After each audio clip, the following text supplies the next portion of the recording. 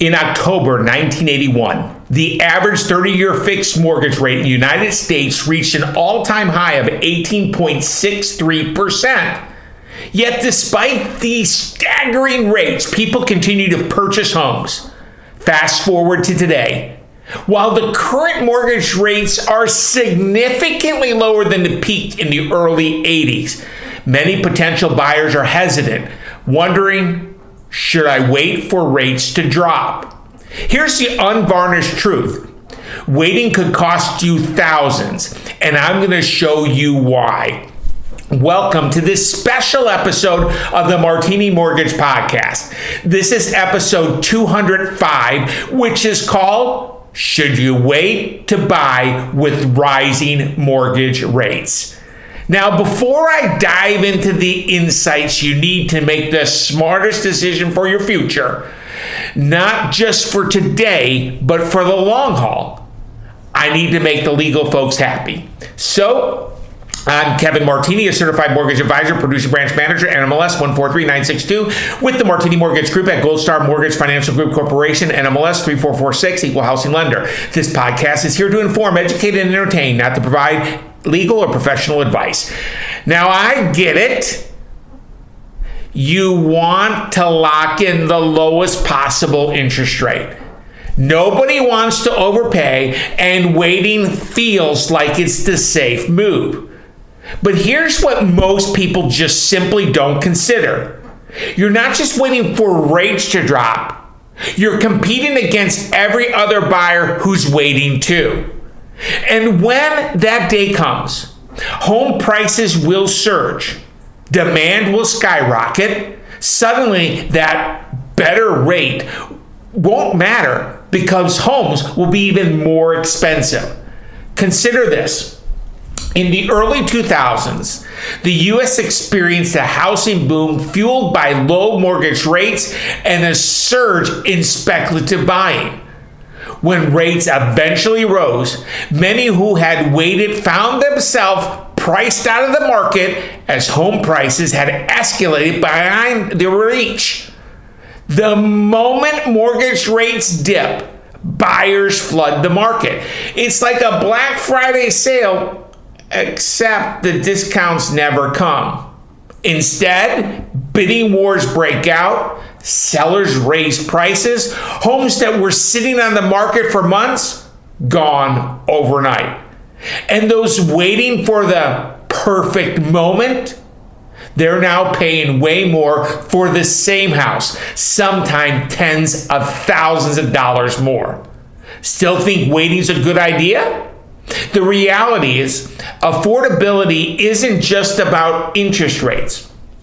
Home prices appreciation plays a huge role in what you'll ultimately pay. The National Association of Realtors reports that home prices in the U.S. have increased an average of 4.6% annually over the past 50 years. That means waiting even a year could mean paying significantly more for the exact same home, even if mortgage rates dip slightly. Let's talk about what actually drives mortgage rates. It's not the Federal Reserve pulling the levers behind the scenes. Mortgage rates are influenced by a myriad of factors: inflation, economic growth, Federal Reserve policy, and global events. On the topic of inflation, when inflation rises, lenders demand a higher interest rate to compensate for the decreased purchasing power of future repayments. On the topic of economic growth, strong economic growth can lead to higher incomes and increased demand for mortgages, pushing mortgage rates up. Federal Reserve policy. While the Federal Reserve does not set mortgage rates directly, its policies influence the broader economy, which in turn affects mortgage rates. And then finally, there's global events, geopolitical tensions. Things like the evil pandemic and other global events can lead to economic uncertainty, causing rates to fluctuate violently. Waiting for the rates to drop is like waiting for the stock market to crash so you can buy low. Sounds great in theory until you realize you're gambling with your future. Let's do the math. If you're looking at a $400,000 home today and decide to wait, hoping for a rate drop, consider this. Even if rates decreased, increased demand can drive up home prices. A modest 10% increase means that same home now costs $440,000. That's an extra $40,000 you now have to finance. Even if you secure a slightly lower interest rate, you're still paying more overall due to the higher principal. Let me share a Kevin Martini example for illustration. If you buy a $400,000 home with a 7% interest rate, your monthly principal and interest payment is about $2,661.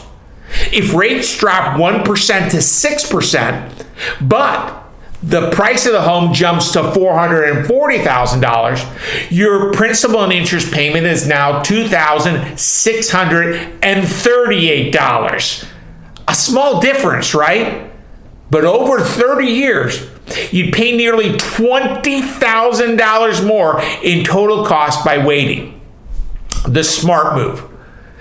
Buy when you're financially ready, not when rates look perfect. So what's the best approach?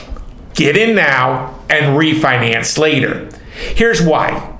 Number one, you build equity sooner.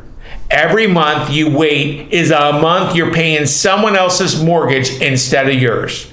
Number two, you lock in today's home prices. No risk of paying more when the market surges. Number three, you can always refinance when rates drop, but you can't go back in time and buy at today's prices. And finally, number four, you're hedged against inflation. Real estate has historically been one of the best hedges against inflation, meaning the value of your home is likely to rise over time. Real estate isn't just about getting the lowest rate. It's about getting in at the right time. And for many, that time is right now.